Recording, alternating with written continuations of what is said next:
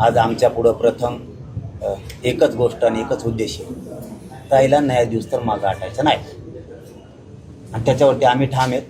फक्त पुन्हा एकदा आपल्या माध्यमातून सांगतो सरकारला, कुटुंबाचं जे म्हणणं आहे त्याच्यावरती बारकाईनं लक्ष ठेवा. त्यांचं म्हणणं आहे तपास कुठपर्यंत आलाय, तपासात आत्तापर्यंत आरोपीपर्यंत कोण पोहोचलंय की नाही पोहोचलंय, ही सगळी माहिती कुटुंबाचा अधिकार आहे तो तपास अधिकाऱ्यांनी त्यांना दिली पाहिजे. त्यांना जो वकील पाहिजे तो नियुक्त तातडीनं केला पाहिजे. तुम्ही मोका लावतो म्हणलात त्याची प्रोसिजर लगेच सुरू झाली पाहिजे. आता जर SIT बसली तर CIDला सुद्धा तपास करू द्या आणि पोलिसांना सुद्धा करू द्या.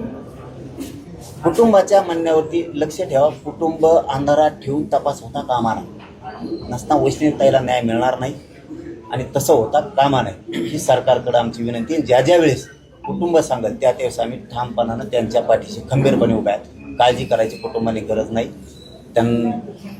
एवढीच त्यांच्याशी चर्चा केली.